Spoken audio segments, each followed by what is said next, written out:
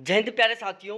Settlement geography की जो हमारी सीरीज चल रही थी उसको हम बिल्कुल आगे की ओर कंटिन्यू करते हैं और सेटलमेंट ज्योग्राफी की जो सीरीज है उसमें हम बिल्कुल आगे की ओर पढ़ेंगे। तो यहाँ पर हम पढ़ने वाले हैं प्यारे साथियों, भूमि उपयोग में बदलाव से संबंधित कुछ तथ्य हैं। इन तथ्यों के बारे में हम यहाँ पर पढ़ेंगे। अब तक का हमने सेटलमेंट ज्योग्राफी में जो भी कुछ पढ़ा है वो आपको बहुत अच्छे से समझ में आ गया होगा। यदि अभी भी कोई डाउट है, कोई कन्फ्यूजन है तो आप ज़रूर कमेंट सेक्शन में कमेंट करके पूछ सकते हैं। और यदि कमेंट की बजाय आप डायरेक्टली व्हाट्सएप पर मैसेज करके पूछो तो ज़्यादा ठीक रहेगा। ठीक है, तो मैं फिर से कहूँगा प्यारे साथियों, यदि कोई भी डाउट हो, कोई भी कन्फ्यूजन हो तो आप डायरेक्टली मैसेज करके पूछो, आपको हर एक डाउट 100% सोल्व किया जाएगा। यहाँ पर हम बात करते हैं भूमि उपयोग में बदलाव से संबंधित कुछ तथ्य हैं। वर्तमान में नगरीय प्रवृत्ति के प्रसार से ग्रामीण अधिवास वाली भूमि को कम किया जा रहा है। ठीक है, अब देखो क्या सीन हो रहा है प्यारे साथियों। वर्तमान में नगरीय प्रवृत्ति के प्रसार से, नगरीय प्रवृत्ति का प्रसार का मतलब है कि वर्तमान समय में क्या है, लोग नगरों की ओर जा रहे हैं। ठीक है, नगरीकरण होता जा रहा है। ग्रामीण अधिवासों वाली भूमि को कम किया जा रहा है। लोगों के अंदर नगरीकरण की प्रवृत्ति पैदा हो रही है, नगरीय प्रवृत्ति बढ़ती जा रही है, नगरीकरण बढ़ता जा रहा है। ठीक है, जिसकी वजह से क्या हो रहा है, लोग नगरों की ओर जा रहे हैं। जब लोग नगरों की ओर जा रहे हैं तो जाहिर सी बात है प्यारे साथियों, ग्रामीण अधिवासों वाली भूमि को कम किया जाएगा। भाई जब लोग शहरों की ओर जा रहे हैं, गांव खाली होते जा रहे हैं, तो क्या हो रहा है, सीधी सी बात है, ग्रामीण अधिवासों वाली भूमि कम होती जा रही है। चरागाह क्षेत्र में कमी आ रही है, इससे जीवों का संरक्षण बाधित होता जा रहा है। ग्रामीण अधिवास एवं नगरीय अधिवास के विस्तार हेतु वन भूमि का बड़े स्तर पर विनाश होता जा रहा है। ग्रामीण अधिवास और नगरीय अधिवास के विस्तार के लिए, ग्रामीण अधिवास और नगरीय अधिवास को बढ़ाने के लिए प्यारे साथियों, वन्य भूमि को, जो वन्य क्षेत्र था उसका विनाश किया जा रहा है। औद्योगिक गतिविधियों को बढ़ावा देने, बाजार संचालन करने आदि आर्थिक गतिविधियों के लिए भूमि उपयोग में बदलाव किया जा रहा है। बढ़ती आबादी के कारण भूभाग टुकड़ों में बंटने के साथ महंगी होती जा रही है। आबादी दिन प्रतिदिन बढ़ती जा रही है, पॉपुलेशन दिन बढ़ता जा रहा है। जब पॉपुलेशन बढ़ती जा रही है तो प्यारे साथियों उसको रहने के लिए जगह भी चाहिए, और जब जगह चाहिए तो जायज़ सी बात है भूमि को टुकड़ों में डिवाइड किया जाएगा। जैसे जैसे भाई एक सिंपल सा एग्जाम्पल ये ले लेते हैं कि जैसे एक दादा, उसके 2 बच्चे हुए, तो दादा की ज़मीन 2 भागों में डिवाइड हो गई, फिर 2, इनके 3-3 बच्चे हो गए, तो ये ज़मीन क्या होती जा रही है, टुकड़ों में टूटती जा रही है। सभी के सभी अलग मकान बनाते जा रहे हैं। तो जैसे आपके दादाजी का केवल 1 मकान था, अब आपके टोटल 6 मकान हो गए। वो ज़मीन 6 टुकड़ों में विभाजित हो गई, 6 मकान बन गए। तो क्या हो गया, भूमि की कमी हो गई, भूमि टुकड़ों में डिवाइड हो गई, भूमि ऑटोमेटिकली बढ़ती जा रही है। आज जनसंख्या बढ़ती जा रही है, उसी दर से भूमि की रेट भी बहुत ही तेज गति से बढ़ती जा रही है। कृषि कार्यों वाली भूमि को विभिन्न फार्मों जैसे मुर्गी पालन, मत्स्य पालन जैसे कार्यों में बदलता जा रहा है। भाई पहले केवल कृषि का ही काम किया जाता था बड़े स्तर पर। ठीक है, आज पोल्ट्री फार्म खुले हुए हैं, बहुत लंबे लंबे चौड़े चौड़े पोल्ट्री फार्म, हम मुर्गी पालन को कहते हैं, मत्स्य पालन हो रहा है। तो आज कृषि वाली जो भूमि है उसको मुर्गी पालन और मत्स्य पालन में भी बदला जा रहा है। गांव का नगरीय स्वरूप में परिवर्तन से सड़कें, नाली, बिजली आदि बुनियादी सुविधाओं को बढ़ाने के लिए भूमि उपयोग का प्रारूप बदलता जा रहा है। प्यारे साथियों, पहले आप 20 साल पहले सोचो, यदि आपको 20 साल पहले का सीन याद हो या 10 साल पहले का सीन सोचो आप। 10 साल पहले प्यारे साथियों बहुत सारी सड़कें नहीं थी, बहुत सारे नाले नहीं थे, लेकिन आज हर गांव में सड़क बनी हुई है, हर गांव में नाले हैं। जब सड़कें बन रही हैं, नालियां बन रही हैं, तो जायज़ सी बात है वो भूमि पर बनेंगे, तो भूमि का उपयोग हो रहा है, वहाँ पर भूमि के उपयोग का प्रारूप में बदलाव हो रहा है। यदि आपके गाँव से एक नेशनल हाईवे निकल जाता है जो 2 बड़े महानगरों को जोड़ता है, तो उसकी वजह से भी आपका भूमि प्रारूप बहुत ज़्यादा बदल जाएगा। भाई पहले ऐसे बहुत सारे एरिया हैं, आज भी बहुत सारे ऐसे एरिया हैं जहाँ पर ट्रांसपोर्ट की अच्छी सुविधा ना होने की वजह से वो अच्छी कीमत वाली फसलों को नहीं बोते हैं। और यदि उन एरियो में अच्छे ट्रांसपोर्ट की सुविधा हो जाएगी तो वो प्यारे साथियों उन महंगी फसलों को भी बोएंगे जिनको वो पहले से बोना चाहते थे। जैसे दुग्ध का बात की जाए, जो डेयरी उद्योग है वो कंप्लीटली डिपेंड करती है ट्रांसपोर्ट पर। यदि ट्रांसपोर्ट की सुविधा अच्छी है तो डेयरी उद्योग पनपेगा, इसकी संभावना बहुत ज़्यादा होती है। और यदि ट्रांसपोर्ट की सुविधा ठीक नहीं है तो डेयरी उद्योग के पनपने की भी संभावना बहुत कम होती है। सपोज डैट आपका ये एरिया है, आपका गांव है, इस गांव में ट्रांसपोर्ट की सुविधा अच्छी नहीं है, तो यहाँ पर डेयरी उद्योग की संभावना बहुत कम होगी, डेयरी उद्योग का विकास कम होगा। और यदि आपके गांव के बीच में से एक हाईवे गुजर जाता है जो 2 बड़े नगरों को जोड़ रहा है, तो भाई लोगों आपके गांव में डेयरी उद्योग की संभावना बढ़ जाएगी। तो ध्यान रखना, सड़क, नाले और बिजली, ये जो बुनियादी सुविधाएं हैं, इनसे भूमि के उपयोग के प्रारूप में बदलाव होता जाता है। भूमि उपयोग संरक्षण हेतु मृदा संरक्षण, मृदा गुणवत्ता संवर्धन, जल गुणवत्ता और उपलब्धता के साथ वन संरक्षण तथा वन्य जीव आवास संरक्षण आदि जैसे महत्वपूर्ण प्रयास किए जाने चाहिए। अब हम बात करते हैं थोड़ा सा आगे चलकर भूमि अधिग्रहण और समव्यवहार। भूमि अधिग्रहण और समव्यवहार क्या होता है? भूमि अधिग्रहण एक ऐसी सरकारी गतिविधि है जिसके द्वारा भूमि के स्वामियों से भूमि का अधिग्रहण किया जाता है, जिससे किसी सार्वजनिक प्रयोजन या किसी कंपनी के लिए इसका उपयोग किया जा सके। अब देखो क्या होता है सीन, एक बार मैं आपको पढ़ के बताता हूँ, फिर आपको मैं डिटेल से समझाऊंगा। एक बार सारी चीज़ों को हम पढ़ लेंगे तो आपको थोड़ा थोड़ा मोटा मोटा समझ में आ जाएगा कि कहानी क्या है यहाँ पर। फिर हम इसको आप डिटेल से अच्छे से समझेंगे तो आपको बहुत अच्छे से ये समझ में आ जाएगा। तो अब हम शुरुआत करते हैं यहाँ पर। भूमि अधिग्रहण एक ऐसी सरकारी गतिविधि है, भाई भूमि अधिग्रहण है वो एक ऐसी सरकारी गतिविधि है जिसके द्वारा भूमि के स्वामियों से भूमि का अधिग्रहण किया जाता है, जिससे किसी सार्वजनिक प्रयोजन या किसी कंपनी के लिए इसका उपयोग किया जाता है। भूमि अधिग्रहण का मतलब क्या है प्यारे साथियों? जैसे आपका गांव है, ठीक है, अब आपके गांव में गवर्नमेंट सोचे कि चलो हम एक पार्क बनाएंगे, यहाँ पर क्या बनाएंगे? पार्क बनाएंगे। या गवर्नमेंट सोचे कि भाई आपके गांव से हम एक सड़क निकालेंगे, ठीक है, या गवर्नमेंट सोचे कि आपके गांव में हम एक स्टेडियम बनाएंगे। तो भाई स्टेडियम बनाने के लिए, सार्वजनिक स्टेडियम बनाने के लिए क्या चाहिए? गवर्नमेंट ज़मीन चाहिएगी। आपके गांव के बीच से जो सड़क निकल रही है, सड़क को निकालने के लिए क्या चाहिएगी? ज़मीन चाहिएगी, ठीक है। यहाँ पर पार्क बन रहा है, इस पार्क के लिए भी ज़मीन चाहिएगी। तो इस ज़मीन के लिए गवर्नमेंट क्या करेगी? ज़मीन का अधिग्रहण करेगी। ज़मीन का क्या करेगी? अधिग्रहण करेगी। अब वो तो हो सकता है कि रुपए दे के करे या फिर वो डायरेक्टली वैसे करे। जैसे आपका गांव का ये क्षेत्र है, ठीक है, यहाँ पर गोचर भूमि है, लेकिन यहाँ पर लोगों ने मकान बनाकर रहना शुरू कर दिया। यहाँ पर बहुत अच्छे अच्छे मकान बना लिए। पहले ये गोचर भूमि थी, लोगों ने पट्टे बनवाकर, रजिस्ट्री करवाकर और यहाँ पर क्या कर लिया? मकान बना लिया। अब गवर्नमेंट ने वापस से रूल निकाला कि भाई जो गोचर भूमियां थी वहां पर अब हम पार्क बनाएंगे। तो क्या किया जाएगा प्यारे साथियों? इस गोचर भूमि में जिन जिन लोगों के मकान है उन सभी को नोटिस दिया जाएगा कि आप अपने मकानों को जल्दी से जल्दी खाली करो, इनको तोड़ो, यहाँ पर हम एक पार्क बनाएंगे। तो जमीन का क्या हो गया? अधिग्रहण हो गया गवर्नमेंट के द्वारा। या गवर्नमेंट ऐसा कर सकती है, सपोज दैट यहाँ पर गवर्नमेंट को एक पार्क बनाना है और यहाँ पर 5 लोगों की ज़मीन है, तो गवर्नमेंट उनको कुछ रुपए अदा कर देगी, जो गवर्नमेंट रेट है उसके अकॉर्डिंग उनको उस ज़मीन की कीमत दे देगी और उस ज़मीन को खरीद लेगी, वहाँ पर पार्क बना देगी। तो ये भी एक ज़मीन का अधिग्रहण ही हो गया। यह अधिग्रहण स्वामियों को मुआवजे के भुगतान या भूमि के में रुचि रखने वाले व्यक्तियों के भुगतान के अधीन किया जाता है, ठीक है। यहाँ पर प्यारे साथियों अधिग्रहण का मतलब आप ये मत समझ लेना कि गवर्नमेंट फ्री में ज़मीन को हड़पेगी, ऐसा नहीं है प्यारे साथियों।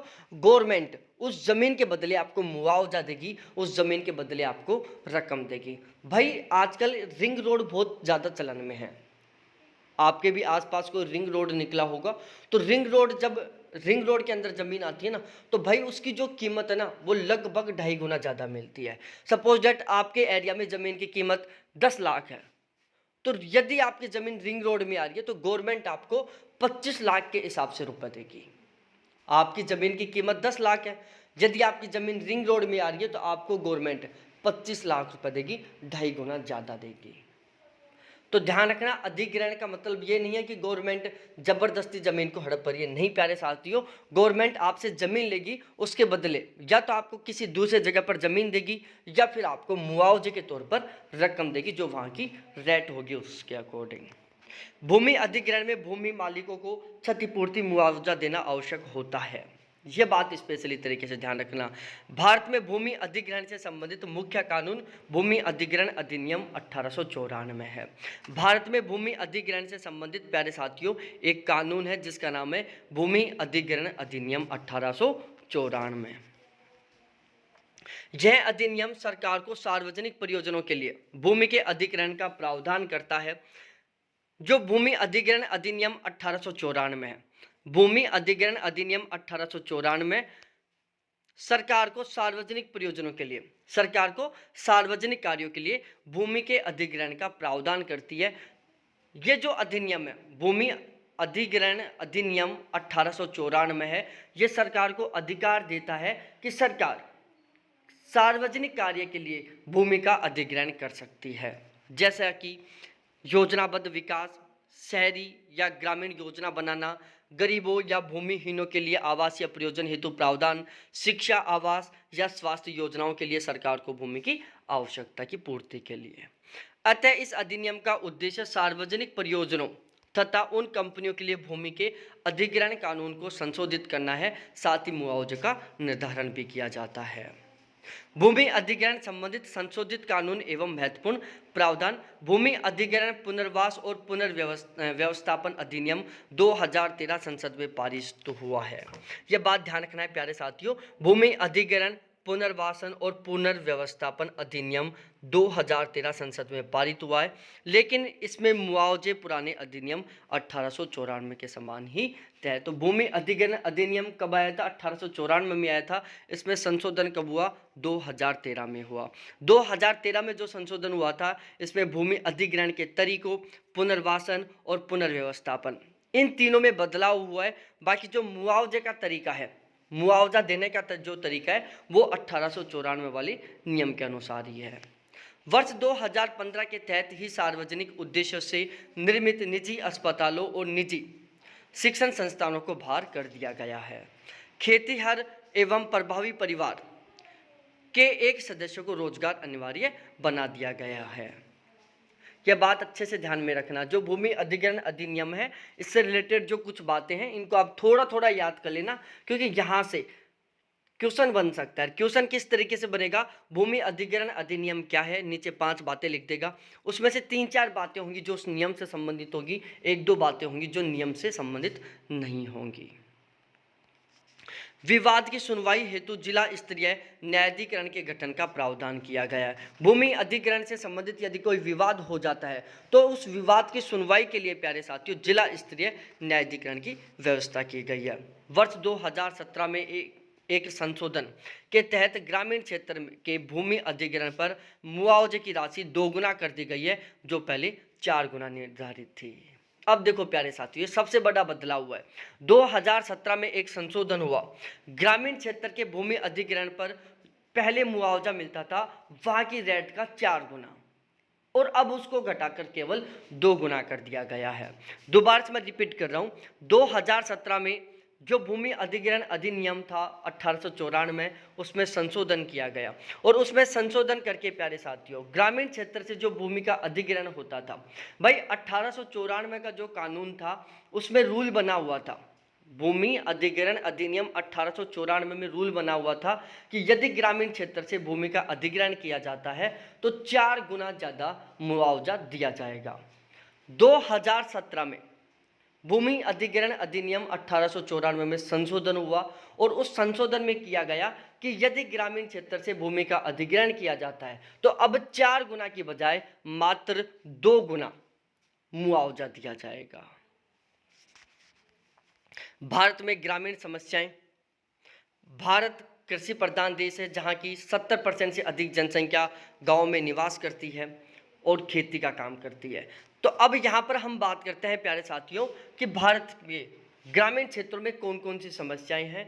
भारत में कौन कौन सी समस्याएं हैं जो ग्रामीण क्षेत्रों में हैं?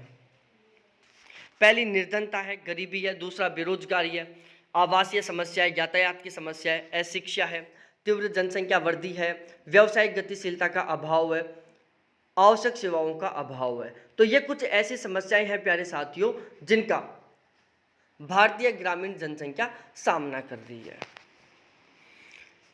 अब हम बात करते हैं प्यारे साथियों ग्रामीण नियोजन के प्रतिमान। अब ग्रामीण नियोजन के प्रतिमान क्या क्या हैं इसको हम डिटेल से बात पढ़ते हैं, इसको मैं आपको डिटेल से समझाऊंगा। प्यारे साथियों अब तक का जो हमने पढ़ा है उसका एक बार रिवीजन कर लो। आपको मैं 3 मिनट का समय दे रहा हूँ, 15 मिनट की क्लास हुई है, 3 मिनट का समय दे रहा हूँ। तो स्पीड से आप इसका जो भी हमने 15 मिनट में पढ़ा है इसका आप 1.75 की स्पीड करके और रिवीजन कर लो। फिर उसके बाद में हम ग्रामीण नियोजन के जो प्रतिमान हैं उनको कंप्लीट करेंगे। तो प्यारे साथियों आपको मैं टाइम दे रहा हूँ केवल 3 मिनट का। फिर हम कवर करेंगे मॉडल्स ऑफ रूरल प्लानिंग।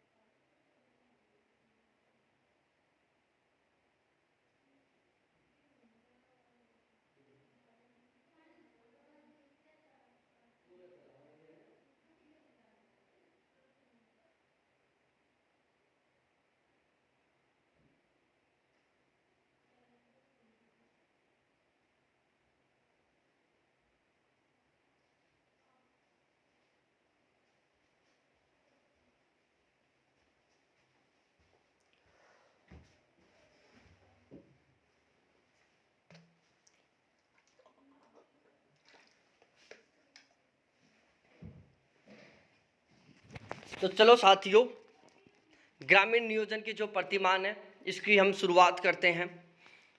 पढ़ लिया होगा आपने, रिवीजन कर लिया होगा। कोई कंफ्यूज हो, कोई डाउट हो तो आप व्हाट्सएप पर मैसेज करके ज़रूर पूछना प्यारे साथियों। और सबसे पहले हम बात करते हैं विकास केंद्र प्रतिमान के बारे में जिसको ग्रोथ सेंटर मॉडल बोलते हैं। जो विकास केंद्र प्रतिमान है इसे विकास ध्रुव संकल्पना भी कहते हैं। तो विकास केंद्र प्रतिमान कह दो या फिर विकास ध्रुव संकल्पना कह दो, इंग्लिश में इसको ग्रोथ सेंटर मॉडल कहते हैं या ग्रोथ पोल थ्योरी कह दो। तो ग्रोथ सेंटर मॉडल कह दो चाहे ग्रोथ पोल थ्योरी कह दो, विकास केंद्र प्रतिमान कह दो चाहे विकास ध्रुव संकल्पना कह दो। अब हम एक एक करके पढ़ते हैं, तरीके से पढ़ते हैं और यहाँ से क्वेश्चन बनने के बहुत ज़्यादा चांस है प्यारे साथियों। मोस्टली पॉसिबिलिटी है कि सेटलमेंट ज्योग्राफी में जो ये वाला टॉपिक है यहाँ से एक क्वेश्चन तो 100% बनेगा ही बनेगा। विकास ध्रुव सिद्धांत या विकास ध्रुव संकल्पना इसके प्रतिपादक है पैरोक्ष महोदय। तो ग्रोथ पोल थ्योरी या ग्रोथ सेंटर थ्योरी के प्रतिपादक कौन है? पैरोक्ष महोदय हैं। इसके अलावा कुछ अन्य कैंडिडेट थे जो इनके सहयोगकर्ता के रूप में यहाँ पर काम किए थे, जैसे बाउड बीले है, मिडाल है और हर्षमान है। तो जो ग्रोथ पोल थ्योरी थे इसमें ग्रोथ पोल थ्योरी के प्रतिपादक कौन है? पैरोक्ष महोदय हैं। इसमें सहयोगकर्ता के रूप में काम किसने किया था? बाउड विले ने किया था, मिर्डाल ने किया था और हर्षमान ने किया था। अब ग्रोथ पोल थ्योरी प्यारे साथियों यह पदानुक्रमीय तंत्र पर आधारित है। ग्रोथ पोल थ्योरी प्यारे साथियों पदानुक्रमीय तंत्र पर आधारित है। विकास ध्रुव संकल्पना के अनुसार किसी प्रदेश में उच्च से निम्न की ओर अवरोही क्रम में 3 पदानुक्रमीय केंद्र होते हैं। मैं दोबारा से रिपीट कर रहा हूँ। विकास ध्रुव संकल्पना के अनुसार किसी प्रदेश में उच्च से निम्न की ओर अवरोही क्रम में 3 पदानुक्रमीय केंद्र होते हैं, जिसमें सबसे बड़ा होता है प्यारे साथियों जिसको हम बोलते हैं ग्रोथ पोल, उससे छोटा होता है ग्रोथ सेंटर और उससे छोटा होता है ग्रोथ पॉइंट। ठीक है, तो दोबारा से मैं रिपीट कर रहा हूँ। सबसे बड़ा होता है प्यारे साथियों विकास केंद्र जिसको हम ग्रोथ पोल कहते हैं, उससे छोटा होता है विकास केंद्र जिसको हम ग्रोथ सेंटर कहते हैं और उससे छोटा होता है विकास बिंदु जिसको हम ग्रोथ पॉइंट कहते हैं। तो ग्रोथ पोल से छोटा हो गया ग्रोथ सेंटर से छोटा हो गया ग्रोथ पॉइंट। नवाचार प्रसरण सिद्धांत, theory of diffusion of innovation. Theory of diffusion of innovation के प्रतिपादक कौन है प्यारे साथियों? हैगरस्टेड हैं। यहाँ से क्रॉस मैचिंग का क्वेश्चन बनता है भाई, बहुत सारी बार इस यहाँ से क्वेश्चन बन चुका है कि नवाचार प्रसरण सिद्धांत किसने दिया था? हैगरस्टेड ने दिया था। Theory of diffusion of innovation किसका है? हैगरस्टेड का है। प्रादेशिक नियोजन के संबंधित विद्वान, प्रादेशिक नियोजन से संबंधित विद्वान है जैसे आरपी मिश्रा है, केवी सुंदरम है। आरपी मिश्रा और केवी सुंदरम दो ऐसे विद्वान हैं जो प्रादेशिक नियोजन से संबंधित है। ग्रामीण नियोजन से संबंधित है आर के पाठक। तो प्रादेशिक नियोजन से संबंधित है आरपी मिश्रा और केवी सुंदरम, ग्रामीण नियोजन से संबंधित है प्यारे साथियों आर के पाठक।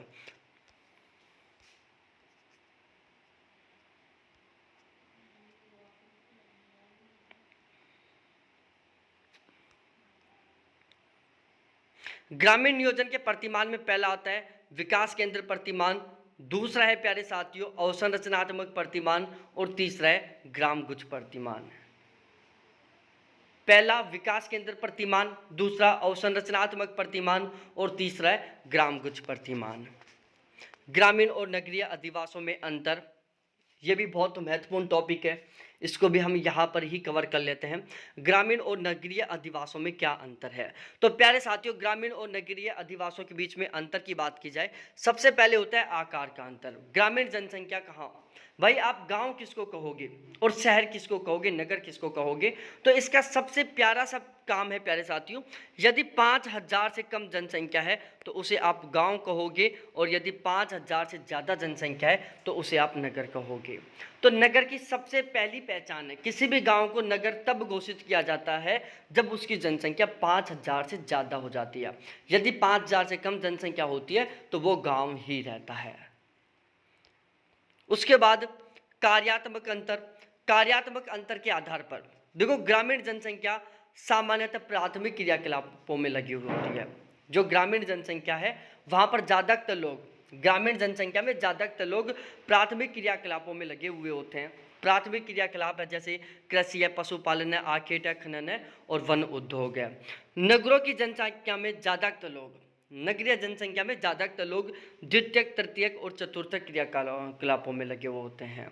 तो कार्यात्मक आधार पर अंतर है ग्रामीण और नगरीय जनसंख्या में कि ग्रामीण जनसंख्या में अधिकतर लोग प्राथमिक क्रियाकलापों में लगे हुए होते हैं, वहीं नगरीय जनसंख्या में ज़्यादातर लोग द्वितीयक, तृतीयक और चतुर्थक क्रियाकलापों में लगे होते हैं। उसके बाद जनसंख्या घनत्व के आधार पर अंतर देखा जाए प्यारे साथियों, पहला यदि 5000 से कम जनसंख्या है तो उसे आप गांव कहोगे, 5000 से ज़्यादा जनसंख्या है तो उसे आप नगर कहोगे।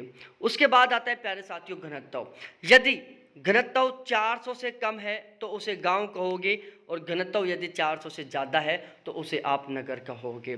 तो नगरीय क्षेत्रों में 400 व्यक्ति प्रति वर्ग किलोमीटर से अधिक घनत्व रहता है, वहीं ग्रामीण क्षेत्रों में 400 व्यक्ति प्रति वर्ग किलोमीटर से कम घनत्व होता है।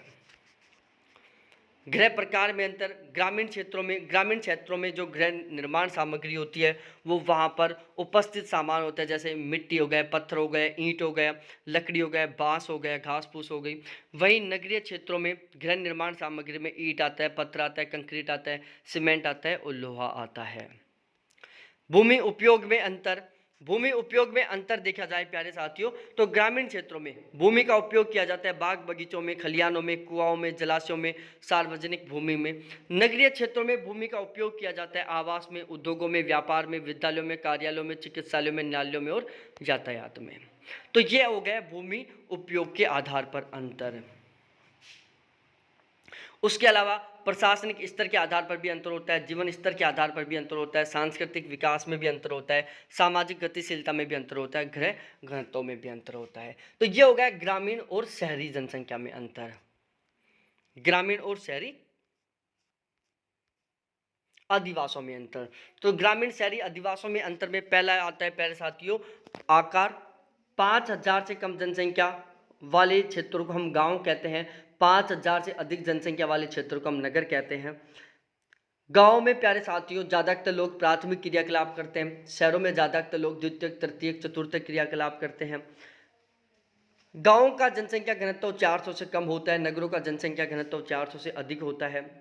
ग्रामीण क्षेत्रों के जो मकान हैं वहाँ की उपलब्ध सामग्री से बने हुए होते हैं, जैसे मिट्टी हो गए, पत्थर हो गए, ईंट हो गए, लकड़ी हो गए, बांस हो गया, घास फूस हो गया। नगरीय क्षेत्रों के जो मकान हैं प्यारे साथियों, ईंट, पत्थर, कंक्रीट, लोहा और सीमेंट से बने हुए होते हैं। भूमि उपयोग में अंतर की बात की जाए, ग्रामीण क्षेत्रों में भूमि का उपयोग किया जाता है बाग बगीचे लगाने में, खेती करने में, कुआं में, जलाशय में या सार्वजनिक भूमि के रूप में। वहीं शहरी क्षेत्रों में भूमि का उपयोग किया जाता है मकान बनाने में, उद्योगों में, व्यापार में, विद्यालयों में, कार्यालयों में, चिकित्सालयों में, न्यायालयों में और यातायात में। इसके अलावा प्रशासनिक स्तर पर अंतर होता है, जीवन स्तर में अंतर होता है, सांस्कृतिक विकास में अंतर होता है, सामाजिक गतिशीलता के आधार पर अंतर होता है और गृह घनत्वों के आधार पर अंतर होता है। अब हम बात करते हैं प्यारे साथियों, एक सबसे ज़्यादा महत्वपूर्ण टॉपिक है और वो है प्यारे साथियों नगरों की परिभाषा के मानदंड। नगरों की परिभाषा के मानदंड। और प्यारे साथियों यहाँ से ऑलमोस्ट हर बार क्वेश्चन बनता है इस टॉपिक से कि नगरों की परिभाषा के मापदंड क्या क्या हैं। किसी भी क्षेत्र को हम नगर किस आधार पर घोषित कर सकते हैं, नगर को परिभाषित करने के मापदंड क्या क्या हैं। ठीक है, क्वेश्चन बन जाता है कि किसी भी हम क्षेत्र को नगर कब घोषित कर सकते हैं, किसी भी क्षेत्र को नगर घोषित करने के लिए क्या क्या मापदंड है, नगरों की परिभाषा के मापदंड क्या क्या हैं। तो ये आपको अच्छे से पता होना चाहिए प्यारे साथियों। देखो, सबसे पहला मापदंड होता है न्यूनतम जनसंख्या। नगरों की परिभाषा में प्यारे साथियों न्यूनतम जनसंख्या सबसे पहला मापदंड है और वो है 5000। ठीक है, ऑस्ट्रेलिया में 5000 जनसंख्या है, भारत में भी 5000 जनसंख्या है। अब ये 5000 जनसंख्या क्या है मैं समझा देता हूँ। यदि किसी भी क्षेत्र को आप नगर घोषित करते हो तो उसकी सबसे पहली कंडीशन यही है कि प्यारे साथियों उस क्षेत्र की जनसंख्या 5000 से अधिक होनी चाहिए। यदि किसी क्षेत्र की जनसंख्या 5000 से अधिक है तो वो नगर बनने लायक है, नगर बनने लायक। यदि किसी भी क्षेत्र की जनसंख्या 5000 से ज़्यादा है तो वो जो क्षेत्र है, वो जो गांव है, वो नगर बनने के लायक है।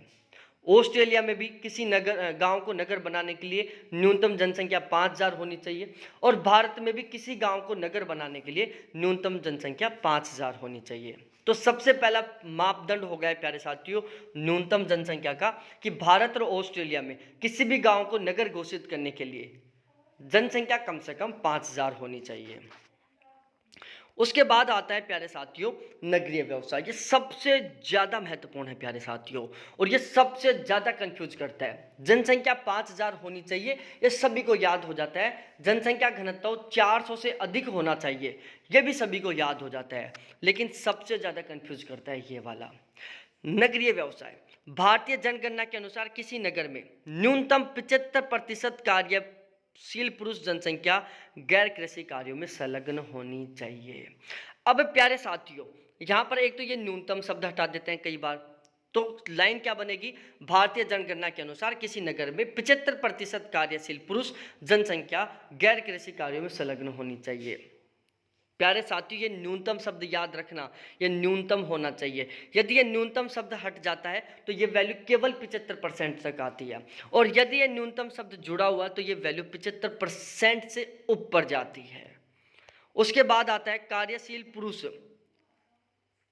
यदि इस पुरुष शब्द को हटा दिया जाता है तो कार्यशील जनसंख्या बनती है, जो टोटल जनसंख्या को बता रही है, जिसमें मेल और फीमेल दोनों इंक्लूड है और यहाँ पर केवल पुरुष इंक्लूड है।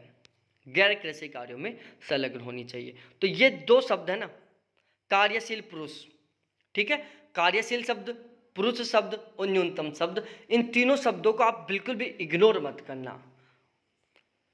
तो भारतीय जनगणना के अनुसार किसी नगर में न्यूनतम 75% कार्यशील पुरुष जनसंख्या गैर कृषि कार्यों में संलग्न होनी चाहिए। मतलब आप किसी भी गांव को नगर तब घोषित करोगे जब उस गांव की कम से कम 75% कार्यशील पुरुष जनसंख्या गैर कृषि कार्यों में संलग्न है, मतलब वो कृषि के अलावा दूसरे काम करते हैं। उसके बाद आता है प्यारे साथियों प्रशासनिक स्तर। जनसंख्या घनत्व, किसी भी गांव को आप नगर तब घोषित कर सकते हो जब उसका जनसंख्या घनत्व 400 वर्ग किलोमीटर से अधिक हो गया हो। तो सबसे मेन 3 फैक्टर प्यारे साथियों नगर की परिभाषा के मापदंड में सबसे पहला है किसी गांव की जनसंख्या कम से कम किसी नगर की जनसंख्या कम से कम 5000 होनी चाहिए। दूसरा, किसी गांव को नगर बनने के लिए वहां का जनसंख्या घनत्व कम से कम 400 होना चाहिए। ठीक है। इसके अलावा तीसरा पॉइंट है कि उस गांव की कम से कम 75% कार्यशील पुरुष जनसंख्या गैर कृषि कार्यों में संलग्न होनी चाहिए। ये 3 सबसे महत्वपूर्ण मापदंड है किसी नगर की परिभाषा के। ठीक है। यदि आप किसी गांव को नगर घोषित करना चाहते हो तो ये 3 मापदंड सबसे महत्वपूर्ण है। प्यारे साथियों, यहां से बहुत सारी बार क्वेश्चन बन चुका है, ये बहुत ज्यादा महत्वपूर्ण है, इसलिए इसको आप ऐसे कैसे रट लो। गृह घनत्व, प्रशासनिक निर्णय, जीवन पद्धति, नगरीय बोध, संयुक्त आधार, ये भी बहुत सारे मापदंड हैं। जनगणना 2001 के 1 में नगर को निम्न प्रकार परिभाषित किया गया है। जनगणना 2001 में नगर टाउन को निम्न प्रकार परिभाषित किया गया। समस्त सांविधिक नगर अर्थात ऐसे सभी स्थान जो किसी नगर निगम, नगर पालिका, कैंटोनमेंट, नोटिफाइड एरिया या टाउन एरिया के अंतर्गत आते हैं। भाई 2001 की जो जनगणना हुई थी उसमें नगर की जो परिभाषा थी उसमें सबसे पहली कंडीशन यही थी कि प्यारे साथियों, यदि आप किसी भी गांव को यदि नगर घोषित कर रहे हो या किसी भी क्षेत्र को आप नगर घोषित कर रहे हो तो वो जो क्षेत्र है, वो जो स्थान है, वहां पर या तो नगर निगम होनी चाहिए या नगर पालिका होनी चाहिए या कैंटोनमेंट होना चाहिए या वो एरिया नोटिफाइड एरिया होना चाहिए या टाउन एरिया होना चाहिए। ठीक है। यदि कोई एरिया नगर निगम, नगर पालिका, कैंटोनमेंट, नोटिफाइड एरिया या टाउन एरिया के अंतर्गत आता है तो उस एरिया को आप नगर घोषित कर सकते हो, उस गांव को आप नगर घोषित कर सकते हो। ये पहली कंडीशन है प्यारे साथियों। इसके अलावा अन्य सभी स्थानों जो निम्नलिखित मापों को पूरा करते हैं, जहां की जनसंख्या कम से कम 5000 होनी चाहिए, कार्यशील पुरुष जनसंख्या का कम से कम 75% भाग गैर कृषि कार्यों में संलग्न होना चाहिए और घनत्व 400 व्यक्ति प्रति वर्ग किलोमीटर से अधिक होना चाहिए।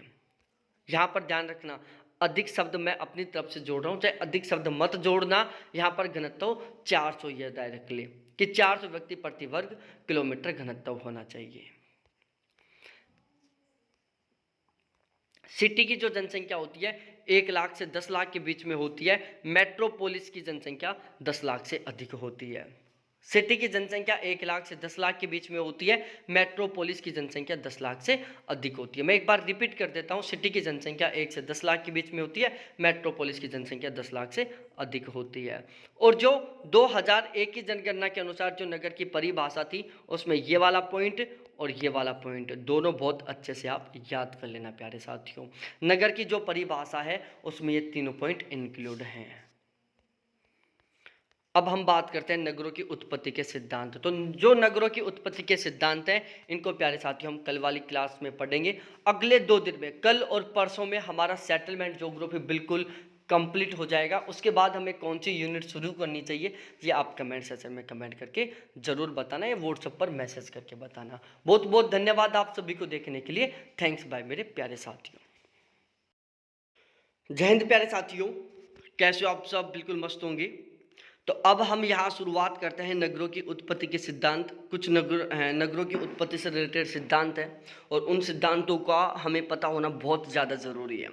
तो प्यारे साथियों, यहाँ पर हम बात करने वाले हैं नगरों की उत्पत्ति से संबंधित जो सिद्धांत है उनके बारे में, और यहाँ से भी क्वेश्चन बनने का पूरा चांस होता है। तो नगरों की उत्पत्ति के संबंधित जो सिद्धांत है उसमें सबसे पहला सिद्धांत आता है प्यारे साथियों, गॉर्डन सिल्डे का नगरीय सिद्धांत। गॉर्डन सिल्डे का नगरीय सिद्धांत। गॉर्डन सिल्डे ने नगरीय क्रांति की अवधारणा को जन्म दिया था। सबसे पहली बात है प्यारे साथियों कि जो गॉर्डन सिल्डे थे इन्होंने नगरीय क्रांति की अवधारणा को जन्म दिया। गॉर्डन सिल्डे ने 1930 में नगरीय क्रांति शब्द का सबसे पहले प्रयोग किया था। गॉर्डन सिल्डे ने नगरीय क्रांति की अवधारणा को जन्म दिया। ये बात आप सभी को पता होना चाहिए प्यारे साथियों कि नगरीय क्रांति की अवधारणा को जन्म किसने दिया? गॉर्डन सिल्डे ने।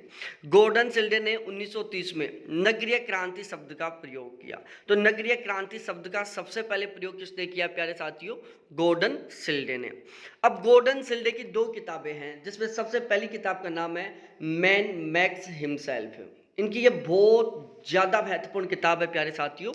गॉर्डन सिल्डे की एक बहुत महत्वपूर्ण किताब है जिसका नाम है मैन मेक्स हिमसेल्फ। इनकी दूसरी किताब का नाम है जनरल प्लानिंग रिव्यू। तो गॉर्डन सिल्डे की दो सबसे महत्वपूर्ण किताब, जिसमें पहली किताब का नाम है मैन मैक्स हिमसेल्फ और दूसरी किताब का नाम है प्यारे साथियों जनरल प्लानिंग रिव्यू। अब इनकी सन मत याद करना कि ये किताबें कब पब्लिश की गई थी, आपको केवल इतना याद करना है कि मैन मैक्स हिमसेल्फ गॉर्डन सिल्डे की है, जनरल प्लानिंग रिव्यू ये भी गॉर्डन सिल्डे की है। इसमें इन्होंने शहरी क्रांति की विशेषता वाले परिवर्तनों के लिए 10 सूत्री मॉडल प्रस्तुत किया था। अब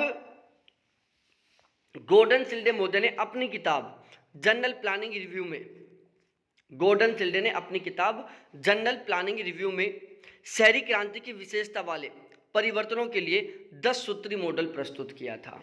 ठीक है, तब क्वेश्चन ये आएगा, डायरेक्टली ऐसे पूछ सकता है कि गॉर्डन सिल्डे ने अपनी किस किताब में शहरी क्रांति की विशेषता वाले परिवर्तनों के लिए 10 सूत्री मॉडल का प्रतिपादन किया था।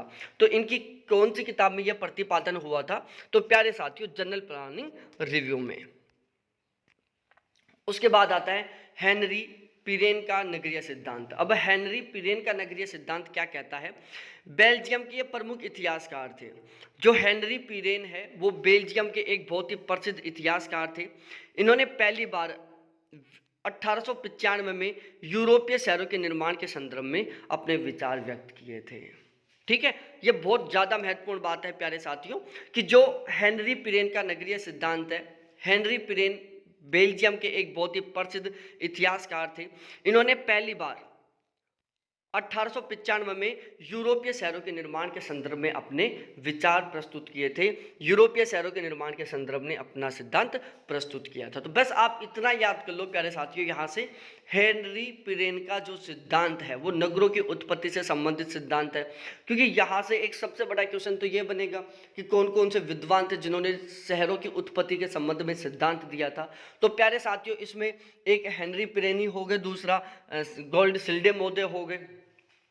अब यदि थोड़ा डीपली क्वेश्चन पूछता है तो हेनरी पिरेन का नगरीय सिद्धांत, तो यहाँ से क्वेश्चन पूछ सकता है कथन कारण टाइप का। ठीक है, यहाँ से स्टेटमेंट टाइप का क्वेश्चन बनने की ज़्यादा चांस है कि हेनरी पिरेन एक बेल्जियम के बहुत ही प्रसिद्ध भूगोलवेता थे। ठीक है, भौतिकविद थे, ऐसा भी लिख सकता है। जबकि हेनरी पिरेन क्या थे? बेल्जियम के एक बहुत ही ज़्यादा प्रसिद्ध क्या थे? इतिहासकार थे। इन्होंने पहली बार 1895 में यूरोपीय शहरों के निर्माण के संदर्भ में अपना सिद्धांत प्रस्तुत किया था।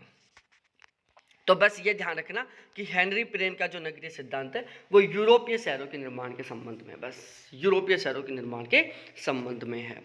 उसके बाद साइमन सैडलर, इन्होंने एक सिचुएनिस्ट सिटी की संकल्पना को अपनी तीसरी पुस्तक में प्रकाशित किया था।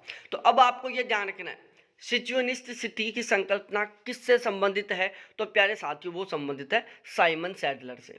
किससे? साइमन सैडलर से। तो साइमन सैडलर से संबंधित है सिचुएनिस्ट सिटी की संकल्पना। प्यारे साथियों बहुत ज़्यादा महत्वपूर्ण है ये भी कि सिचुएनिस्ट सिटी की संकल्पना किससे संबंधित है। दोबारा से रिपीट कर रहा हूं प्यारे साथियों, सिचुएनिस्ट सिटी की संकल्पना किससे संबंधित है? साइमन सैडलर से संबंधित है। किससे संबंधित है? साइमन सैडलर से। तो मैं एक बार रिपीट कर देता हूं, सिचुएनिस्ट सिटी की संकल्पना किससे संबंधित है? साइमन सैडलर से संबंधित है। बस इतना याद कर लो यहाँ से। हाँ, सिचुएनिस्ट सिटी से क्वेश्चन बन जाता है प्यारे साथियों, इसलिए इनको आपको सही ढंग से याद करना है। क्रॉस मैचिंग टाइप का क्वेश्चन बन सकता है यहाँ पर।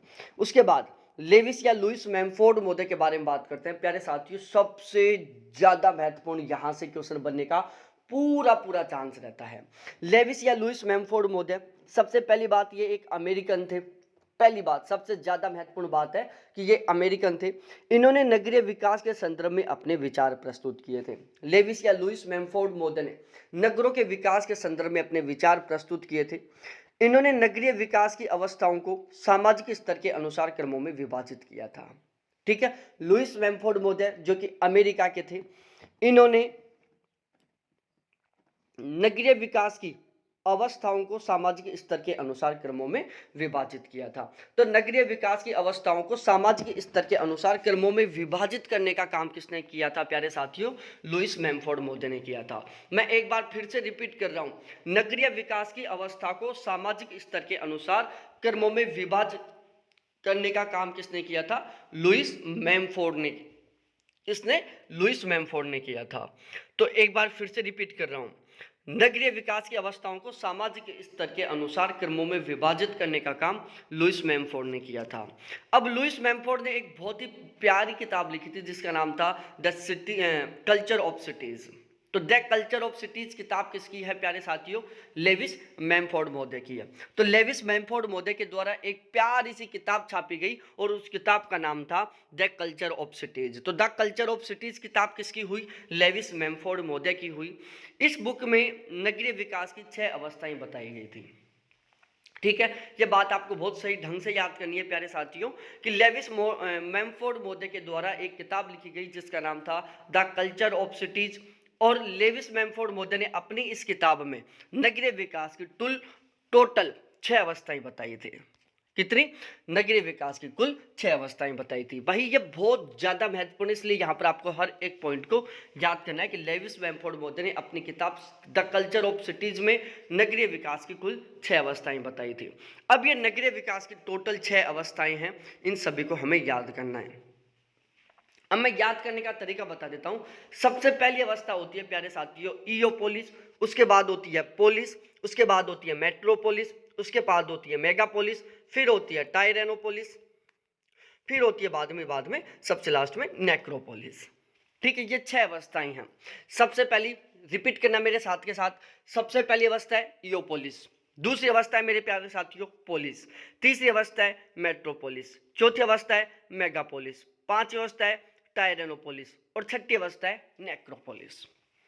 ठीक है, एक बार फिर से रिपीट कर लो। सबसे पहली अवस्था है इयोपोलिस, दूसरे नंबर की है पोलिस, तीसरे नंबर की है मेट्रोपोलिस, चौथे नंबर की है मेगापोलिस, पांचवें नंबर की है टायरेनोपोलिस और छठे नंबर की है नेक्रोपोलिस। तो इयोपोलिस, पोलिस, मेट्रोपोलिस, मेगापोलिस, टायरेनोपोलिस और नेक्रोपोलिस, ये टोटल 6 अवस्थाएं हैं जो लेविस मैमफोर्ड ने अपनी किताब द कल्चर ऑफ सिटीज में नगरों के विकास की बताई थी। ठीक है, तो ये तो याद हो गई होंगी, 3 बार मैं यहां रिवीजन करवा दिया आपका। अब सबसे पहले क्या होता है प्यारे साथियों, हम क्या पढ़ रहे हैं? नगरों की उत्पत्ति से संबंधित सिद्धांत। लेविस मैमफोर्ड महोदय ने क्या दिया है? एक नगरों की उत्पत्ति के संबंध में सिद्धांत दिया है।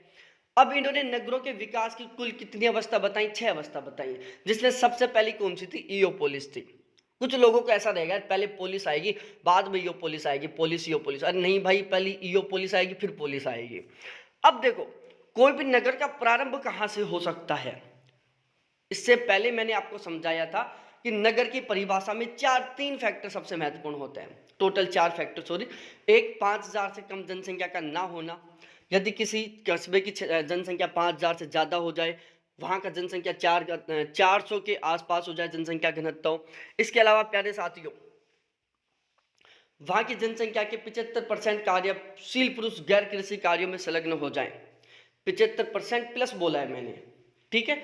तीसरा, वो क्षेत्र नगर पालिका, नगर निगम, नगर इनके अधीन आए। ये टोटल 4 विशेषताएं थी किसकी? किसी नगर को परिभाषित करने की। तो यहां पर प्यारे साथियों, हम नगरों की उत्पत्ति के संबंध में सिद्धांत पढ़ रहे हैं। तो नगरों की उत्पत्ति के जो सिद्धांत है, किसी भी नगर की उत्पत्ति कहां से शुरू हो सकती है? भाई ऐसे तो है नहीं कि जहां पर एक जनसंख्या उसको हम नगर कहेंगे। जहां पर जनसंख्या 5000 से ज्यादा होगी, घनत्व 400 हो जाएगा, तभी तो हम उसको नगर कहना शुरू करेंगे। यदि जनसंख्या 5000 से कम है, घनत्व 400 से कम है, तो वो एक गांव होगा। तो प्यारे साथियों, पहली अवस्था होती है इयोपोलिस। तो नगर के विकास की पहली अवस्था इयोपोलिस है। तो ये अवस्था कैसी है प्यारे साथियों?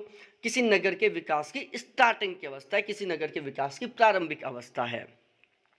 अब इसमें क्या होता है प्यारे साथियों, इयोपोलिस में वो जो नगर होता है ना, वो एक तरीके से गांव जैसा ही होता है। क्या होता है? एक तरीके से गांव जैसा ही हुआ होता है। उसका फिलहाल में जनसंख्या 5000 से ज्यादा और उसका जो घनत्व है वो 400 प्लस हुआ है। तो नगरों के विकास की प्रारंभिक अवस्था माना जाता है, मानव सभ्यता के विकास का प्रथम चरण माना जाता है, गांव का विकास होने लगता है। इयोपोलिस में क्या है प्यारे साथियों, जो गांव है उन्हीं का सही ढंग से विकास होने लगता है।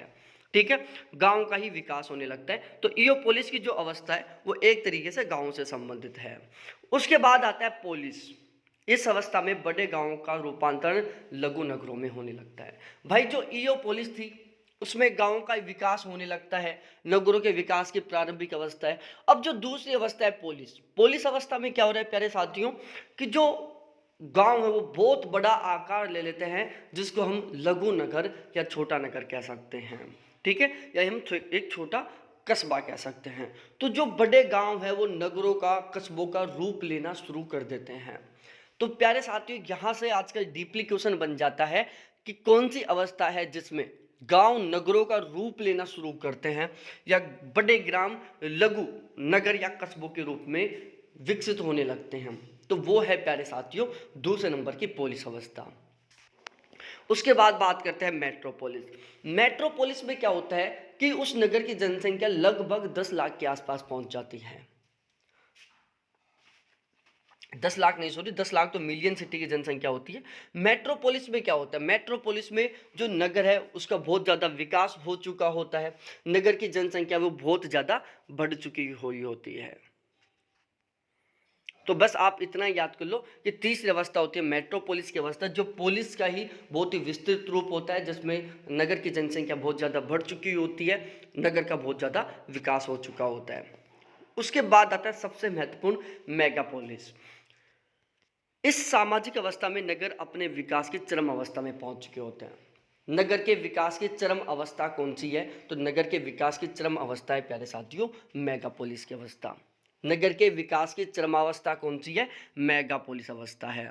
यह नगरीय विकास की चरम अवस्था का घोतक होता है, ठीक है। मेगापोलिस में यदि कोई भी शहर मेगापोलिस स्थिति में है तो समझो वो शहर है जो नगरीय विकास की बिल्कुल चरम अवस्था पर है, ठीक है। उससे ज्यादा उस नगर का विकास हो ही नहीं सकता। जो नगर का मैक्सिमम विकास है वो प्यारे साथियों मेगापोलिस में ही होता है। किसी भी नगर का मैक्सिमम विकास किस में होता है, केवल और केवल मेगापोलिस में ही होता है। इस अवस्था में नगर विराट रूप धारण कर लेते हैं। भाई नगर के विकास की चरम अवस्था है, अपना नगर अपना मैक्सिमम विकास मेगापोलिस में ही करता है। तो जाहिर सी बात है जो नगर है वो बहुत विशाल आकार का हो जाएगा, मकानों एवं जनसंख्याओं का जमघट पाया जाएगा, वहाँ पर मकान और जनसंख्या बहुत ही ज़्यादा जबरदस्त तरीके से पाई जाएगी। तो ये तीसरी जो चौथी अवस्था है ना मेगापोलिस, इसको सबसे ज्यादा याद करना प्यारे साथियों, क्योंकि क्वेश्चन कई बार बन चुका है कि नगर के विकास की चरम अवस्था का घोतक है मेगापोलिस। नगर अपना मैक्सिमम विकास कौन सी अवस्था में करते हैं, मेगापोलिस में। नगर बहुत बड़े आकार का रूप धारण कर लेते हैं मेगापोलिस में। अब यहां से मैं क्रॉस क्वेश्चन पुटअप करता हूं। एक गोटमैन विद्वान थे, मैं आपको ऑलरेडी पढ़ा चुका। गोटमैन के द्वारा एक शब्द का प्रयोग किया गया था। गोटमैन एक विद्वान थे जिनके द्वारा एक शब्द का प्रयोग किया गया था। तो बताओ गोटमैन महोदय ने कौन से शब्द का प्रयोग किया था। उसके बाद आता है प्यारे साथियों टायरेनोपोलिस। मेगापोलिस में नगर अपना कंप्लीट विकास कर चुका है, नगर के विकास की मैक्सिमम अवस्था क्या है, मेगापोलिस है। तो जाहिर सी बात है मेगापोलिस से ज्यादा तो नगर का विकास हो नहीं सकता। अब क्या होने लगता है, नगर का डाउनफॉल शुरू हो जाता है, ठीक है। नगर का डाउनफॉल शुरू हो जाता है, नगर का विनाश होना शुरू हो जाता है। तो टायरेनोपोलिस में क्या होता है, भाई मेगापोलिस में नगर की जनसंख्या वो इतनी ज्यादा बढ़ चुकी होती है कि लोग अब वहां पर रहना पसंद नहीं करते, लोग उस नगर को छोड़कर जाना शुरू कर देते हैं। और टायरेनोपोलिस में क्या होता है प्यारे साथियों कि जो लोग हैं उस बहुत बड़े नगर से दुखी होकर उस नगर को छोड़कर जाना शुरू कर देते हैं। भाई बहुत ज़्यादा जनसंख्या हो जाती है, नगर की बहुत ज़्यादा बड़ा आकार हो जाता है, तो लोगों को पहली जैसी आर्थिक और व्यापारिक जो उनकी सुविधाएं हैं वो पूरी नहीं हो पाती। उस क्षेत्र का बहुत बड़ा आकार होने की वजह से, वहाँ की बहुत ज़्यादा जनसंख्या होने की वजह से वहाँ के लोगों को जो उनकी बुनियादी सुविधाएं हैं वो भी नहीं मिल पाती, जिसकी वजह से लोग दुखी हो जाते हैं और दुखी होकर उन नगरों को छोड़कर गाँवों की ओर आना शुरू कर देते हैं। तो प्यारे साथियों ये क्या है, टायरेनोपोलिस है। टायरेनोपोलिस में बस होता यही है कि लोग नगरों से दुखी हो जाते हैं, नगरों को छोड़कर गाँवों की ओर आना शुरू कर देते हैं। तो नगर विकराल आर्थिक संकटों से ग्रस्त हो जाता है। सबसे पहली बात है कि कौन सी अवस्था है जिसमें नगर विकराल आर्थिक संकटों से ग्रस्त हो जाता है। कौन सी अवस्था है जिसमें नगर विकराल आर्थिक संकटों से ग्रस्त हो जाता है, जिसके परिणाम स्वरूप लोग नगर को छोड़कर गांवों की ओर आना शुरू कर देते हैं। तो प्यारे साथियों, वो है केवल और केवल टायरेनोपोलिस। यह अवस्था नगर की अधोगति की सूचक है।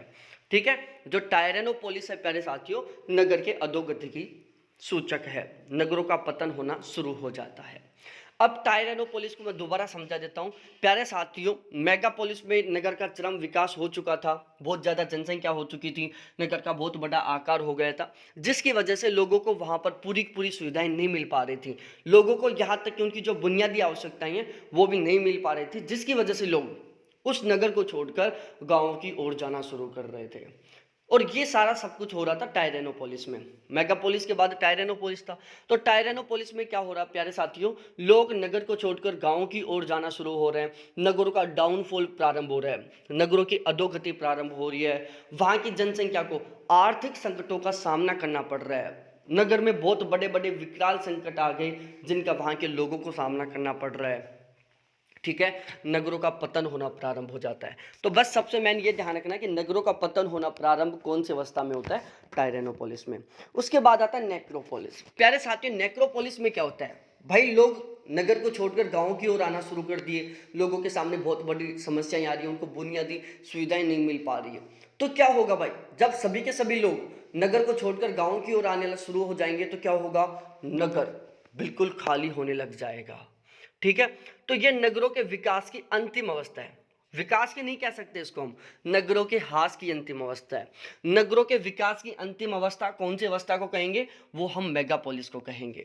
नगरों के विकास की अंतिम अवस्था किसको कहेंगे, मेगापोलिस को कहेंगे। नगरों के ह्रास की अंतिम अवस्था हम किसको कहेंगे, वो हम नेक्रोपोलिस को कहेंगे। यह नगर के समाप्त होने की अवस्था होती है। भाई नगरीय ह्रास की अंतिम अवस्था कह दो या फिर नगरों के समाप्त होने की अवस्था कह दो नेक्रोपोलिस को। इसमें नगर बिल्कुल समाप्त होना शुरू कर देते हैं हम। इसमें नगर उजड़ उजड़ क्या बोलते हैं, उजड़ जाते हैं। उजड़ जाते क्या है, इसका मतलब है कि जो नगर वो बिल्कुल खाली हो जाते हैं, लोग उस अपने मकानों को छोड़ छोड़कर गांवों की ओर आना शुरू कर देते हैं। इस अवस्था का आर्थिक सामाजिक महत्व लगभग समाप्त हो जाता है। ठीक है, और वो जो नगर है प्यारे साथियों, एक तरीके से कब्रिस्तान बन जाते हैं, शमशान घाट बन जाते हैं, एक तरीके से बिल्कुल खाली हो जाते हैं। तो प्यारे साथियों, टोटल 6 अवस्था। पहली ईओपोलिस। ईओपोलिस में क्या हो रहा है, गांव का विकास हो रहा है, गांव बड़ा रूप धारण कर रहा है, नगर के विकास की प्रारंभिक अवस्था है।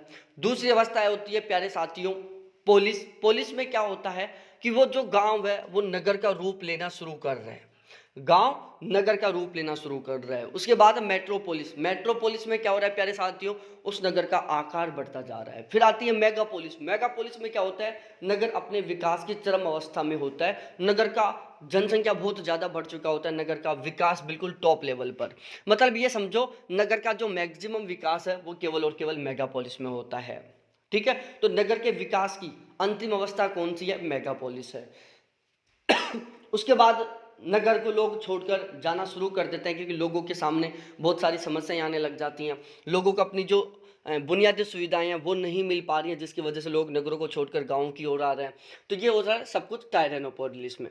तो टायरेनोपोलिस में क्या होता है प्यारे साथियों, लोग नगरों को छोड़कर गाँव की ओर जाना शुरू कर देते हैं, लोगों नगरों का पतन होना शुरू हो जाता है, नगरों का डाउनफॉल शुरू हो जाता है। नगरों के ह्रास की प्रथम अवस्था कौन सी होती है, टायरेनोपोलिस होती है। नगरों के ह्रास की प्रारंभिक अवस्था कौन सी होती है, टायरेनोपोलिस होती है। उसके बाद आता है नेक्रोपोलिस। नेक्रोपोलिस में क्या होता है कि मोस्टली लोग नगर को छोड़कर गांवों की ओर चले जाते हैं, वो जो नगर हैं वो बिल्कुल उजड़ जाते हैं, इसलिए उन नगरों को हम क्या कह सकते हैं, कब्रिस्तान की अवस्था कह सकते हैं, सॉरी कब्रिस्तान की तरह बन जाते हैं। वो जो नगर है कब्रिस्तान की तरह बन जाते हैं, जिसलिए हम प्यारे साथियों नेक्रोपोलिस को हम कब्रिस्तान की अवस्था भी कह देते हैं, कि नगरों का कब्रिस्तान की रूप धारण कर लेते हैं। नगर कौन सी अवस्था में कब्रिस्तान का रूप धारण कर लेते हैं, तो वो है प्यारे साथियों नेक्रोपोलिस। तो ये सारा सब कुछ याद हो गया होगा आपको जहाँ तक है, क्योंकि मैंने थोड़ा सा सही ढंग से आपको पढ़ाने की कोशिश की है। अभी भी कोई कन्फ्यूजन हो, कोई डाउट हो तो एक बार जरूर पूछ लेना। मैमफोर्ड ने गेडिस महोदय के प्रभाव से आर्थिक विकास की अवस्थाओं के आधार पर भी नगरों की विकास की अवस्थाओं को वर्गीकृत किया। ठीक है, मैमफोर्ड ने गेडिस महोदय के प्रभाव से आर्थिक विकास की अवस्थाओं के आधार पर भी नगरों के विकास की अवस्थाओं को वर्गीकृत किया। ठीक है, तो मैमफोर्ड और गेडिस दोनों ने मिलकर नगरों के विकास की अवस्थाएं बताई, जिसमें सबसे पहले इन्होंने बताया अत्यंत प्राचीन अवस्था। अत्यंत प्राचीन अवस्था, इसमें उस टाइम की बात की जा रही है जब लोग तकनीकी का बहुत ही कम उपयोग करते थे, जब लोग विद्युत उत्पादित करने के लिए पवन का उपयोग करते थे, जल लकड़ी का ही प्रयोग किया जाता था। ठीक है, अत्यंत प्राचीन अवस्था में लोग ट्रांसपोर्ट के लिए भी जल का प्रयोग करते थे, नदियों से अपना सामान बहा कर लेके जाते थे। बहुत ही प्राचीन समय की बात हो रही है, जब लोग जलाने के लिए, खाना पकाने के लिए केवल और केवल लकड़ी पर निर्भर थे। ठीक है, तो ये उस टाइम की बात है, जब बहुत ही प्राचीन समय की, जब सब कुछ काम पवन, जल और लकड़ी के माध्यम से ही होता था। उसके बाद आती है पूर्व तकनीकी की अवस्था। इस अवस्था में उत्पादन हेतु लोहे एवं कोयले का प्रयोग किया जाने लग गया था। अब पूर्व तकनीकी की अवस्था, इस अवस्था में क्या हुआ प्यारे साथियों, लोहा और कोयले का प्रयोग शुरू हो गया था। पूर्व तकनीकी की अवस्था में क्या हो गया, लोगों ने कोयले और लोहे का प्रयोग करना शुरू कर दिया था। डिकन्सन ने इस अवस्था को कोयले की कस्बे की संज्ञा भी दी थी। ठीक है, जो पूर्व तकनीकी की अवस्था है, पूर्व तकनीकी अवस्था को डिकन्सन महोदय ने कोयले की कस्बे की संज्ञा दी थी। तो कोयले की कस्बे की संज्ञा किसने दी, डिकन्सन महोदय ने दी। कौन सी अवस्था को दी, पूर्व तकनीकी की अवस्था को दी। उसके बाद आता है नई तकनीकी की अवस्था। इसमें एल्यूमिनियम टंगस्टन धातुओं का प्रयोग शुरू हुआ। तो कोयला लोहे का प्रयोग शुरू हुआ था प्यारे साथियों पूर्व तकनीकी की अवस्था में। एल्यूमिनियम टंगस्टन धातुओं का प्रयोग शुरू हुआ नई तकनीकी की अवस्था में। इसका प्रारंभ हुआ 1880 के बाद में। उसके बाद आता है जैविक अवस्था। इस अवस्था में भौतिक विज्ञान की अपेक्षा औषधि विज्ञान का उपयोग बढ़ गया। जैविक अवस्था में क्या हुआ प्यारे साथियों, इस अवस्था में भौतिक विज्ञान की अपेक्षा औषधि विज्ञान का उपयोग बढ़ता गया। अब उसके बाद हम बात करते हैं मैमफोर्ड की शहरी सभ्यताओं के संदर्भ में विचार।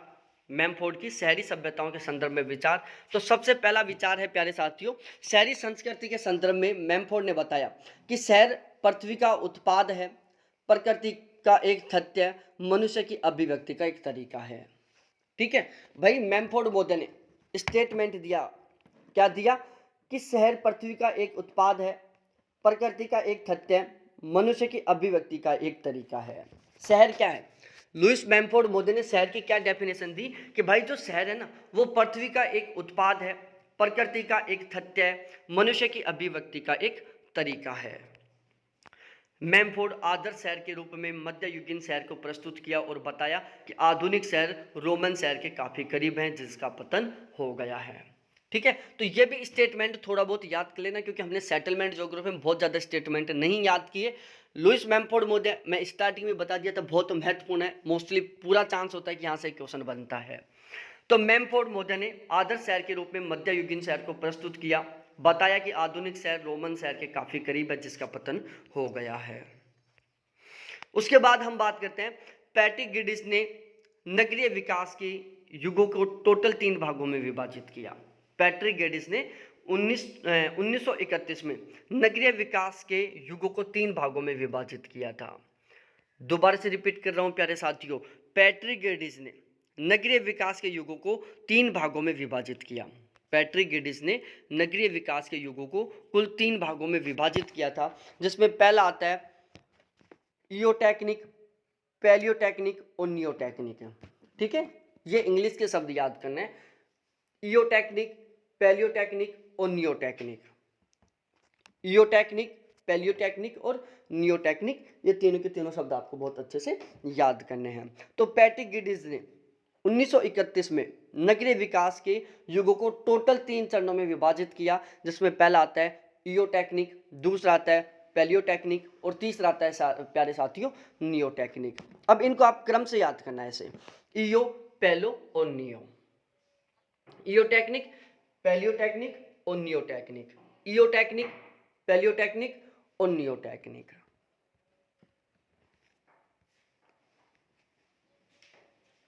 उसके बाद आगे बात की जाए, ग्रिफिथ टेलर ने 1953 में नगरों के विकास की टोटल 7 अवस्थाएं बताई थी।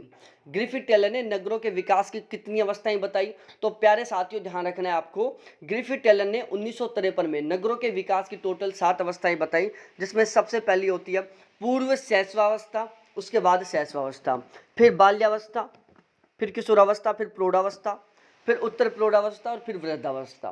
तो ग्रिफिथ टेलर ने नगरों के विकास की जो टोटल 7 अवस्थाएं बताई थी ना, वो मानव के अकॉर्डिंग थी। भाई सबसे पहला क्या होता है, पूर्व शैशवावस्था होती है, ठीक है, शैशवावस्था से पहले की अवस्था। तो सबसे पहली क्या हुई, पूर्व शैशवावस्था, उसके बाद आई शैशवावस्था। जब हम शैशवावस्था में होते हैं तो उसके बाद में कौन सी में आते हैं, हम बाल्यावस्था में आते हैं, फिर किशोरावस्था में आते हैं, फिर प्रौढ़ावस्था में आते हैं, फिर उत्तर प्रौढ़ावस्था में आते हैं और फिर वृद्धावस्था में आते हैं। मतलब नगरों का विकास है ना, जो मानव के विकास की तरह होता है। जैसे हम सबसे पहले पूर्व बाल्यावस्था में आते हैं, फिर उसके पूर्व शैशवावस्था में आते हैं, फिर शैशवावस्था में आते हैं, फिर बाल्यावस्था में आते हैं, फिर किशोरावस्था में आते हैं, फिर प्रौढ़ावस्था में आते हैं, फिर उत्तर प्रौढ़ावस्था में आते हैं और फिर वृद्धावस्था में आते हैं। बिल्कुल ठीक अपनी ही तरह नगरों का विकास बताया ग्रिफिथ टेलर ने। तो ग्रिफिथ टेलर के अनुसार नगरों के विकास की टोटल 7 अवस्थाएं हैं, जिसमें पहली है पूर्व शैशवावस्था, फिर दूसरी है शैशवावस्था, तीसरी है बाल्यावस्था, चौथी है किशोरावस्था, पांचवी है प्रौढ़ावस्था, छठी है उत्तर प्रौढ़ावस्था और सातवीं है वृद्धावस्था। अब हम बात करते हैं विकसित और विकासशील देशों में नगरियों की विशेषता। ठीक है, विकसित और विकासशील देशों में नगरीकरण की विशेषता, इसको अब हम यहां पर कवर करते हैं कि विकसित और विकासशील देशों में नगरीकरण की क्या क्या विशेषताएं हो सकती हैं। तो प्यारे साथियों, मैं आपको 5 मिनट का समय देता हूं, एक बार आप इसका अच्छे से रिवीजन कर लो। ठीक है, 5 मिनट का टाइम दे रहा हूं, स्पीड बढ़ाओ। बहुत कुछ याद करने का नहीं था यहां पर, लेकिन बहुत कुछ याद करने का भी था यहां पर।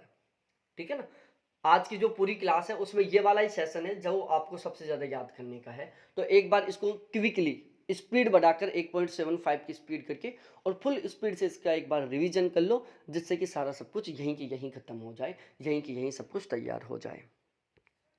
फिर हम बात करेंगे विकासशील और विकसित देशों में जो नगरीकरण है उसकी विशेषताओं के बारे में, कि विकासशील देशों में विकसित देशों में नगरीकरण किस तरीके से होता है, इसकी क्या क्या विशेषताएं होती हैं। तो टाइम स्टार्ट है, 5 मिनट का टाइम दे रहा हूं आपको मैं।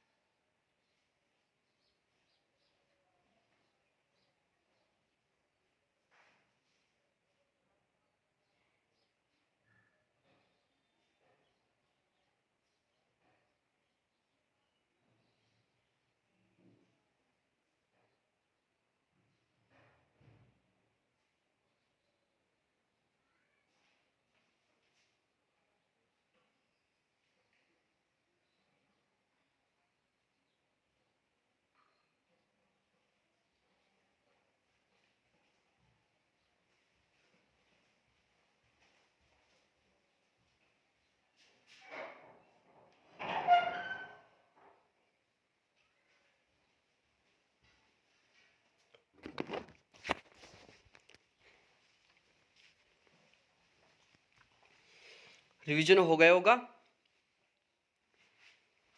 या अभी नहीं हुआ?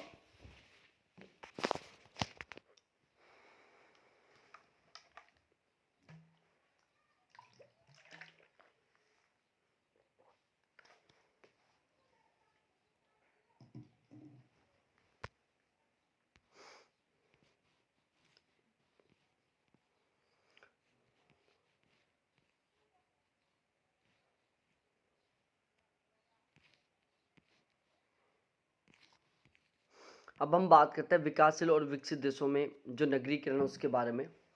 विकासशील देशों में नगरीकरण के स्पष्ट विभाजन में स्पष्टता का अभाव होता है। विकसित देशों के नगरीकरण स्पष्ट रूप में विभक्त होता है। ठीक है, अब देखो दोनों में प्यारा सा अंतर है।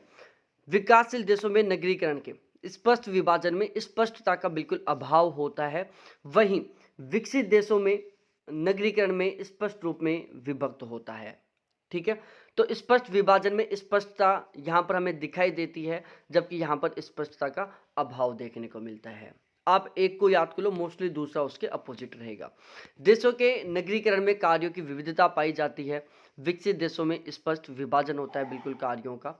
दोबारा से मैं रिपीट कर रहा हूँ, विकासशील देशों के नगरीकरण में कार्यों की विविधता पाई जाती है, वहीं विकसित देशों में कार्य बिल्कुल स्पष्ट रूप से विभाजित होते हैं। ठीक है, यहाँ से क्वेश्चन बनने का बिल्कुल कम चांस है। ये मैं यदि पॉसिबिलिटी बताऊं तो 0% पॉसिबिलिटी या 1-2% पॉसिबिलिटी कह सकता हूँ यहाँ से क्वेश्चन बनने की। विकासशील देशों में जनसंख्या घनत्व अधिक होता है, विकसित देशों में जनसंख्या घनत्व कम होता है। ठीक है, यहाँ पर मैंने उल्टा लिख दिया इसको। विकासशील देशों में जनसंख्या घनत्व अधिक होता है, विकसित देशों में जनसंख्या घनत्व कम होता है। देशों के नगरों में औद्योगिक विकास उतना नहीं पाया जाता, रोजगार के कम अवसर होते हैं। ये बात बिल्कुल सही है, विकासशील देशों में यही हाल है कि औद्योगिक विकास बहुत ज़्यादा नहीं होता और रोजगार के अवसर बहुत कम होते हैं। विकसित देशों के नगरों में औद्योगिक विकास बहुत ज़्यादा हो चुका होता है, रोजगार के भी बहुत ज़्यादा अवसर होते हैं।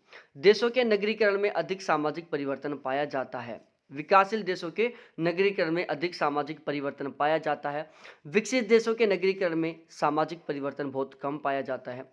नगरों में, विकासशील देशों के नगरों में पेयजल, आवास, सीवरेज आदि की उचित व्यवस्था नहीं होती। यहाँ पर नहीं शब्द ऐड करो। ठीक है, विकसित देशों में पेयजल, आवास, सीवरेज आदि की उचित व्यवस्था होती है। भाई विकसित देश है, वहां पर सारी सुविधाएं मिल रही हैं, विकासशील देशों में क्या है, कुछ नहीं मिल रहा। देशों के नगरों में अधिक सामाजिक गतिशीलता पाई जाती है, देशों के नगरों में कम सामाजिक गतिशीलता पाई जाती है। ये बात बिल्कुल सही है, विकासशील देशों के नगरों में अधिक सामाजिक गतिशीलता पाई जाती है, विकसित देशों के नगरों में कम सामाजिक गतिशीलता पाई जाती है। उसके बाद हम आगे बात करते हैं। देशों में लोगों का नगरों की ओर रूपांतरण काफी तीव्र गति से होता है। देशों में लोगों का नगरों की ओर स्थानांतरण काफी कम होता है। ठीक है प्यारे साथियों, जो विकासशील देश है, आज हम भारत की बात की जाए तो हर एक आदमी का सपना है कि वो बाहर जाकर कमाए, नगरों की ओर कमाए, क्योंकि गांव में रोजगार नहीं बचा। लेकिन जो विकसित देश है वहां पर गांव भी इस तरीके से डेवलप्ड हो चुके हैं, विकसित देशों के गांव भी इस तरीके से विकसित हो चुके हैं कि गांव के लोगों को शहरों की ओर जाने की कतई जरूरत नहीं होती।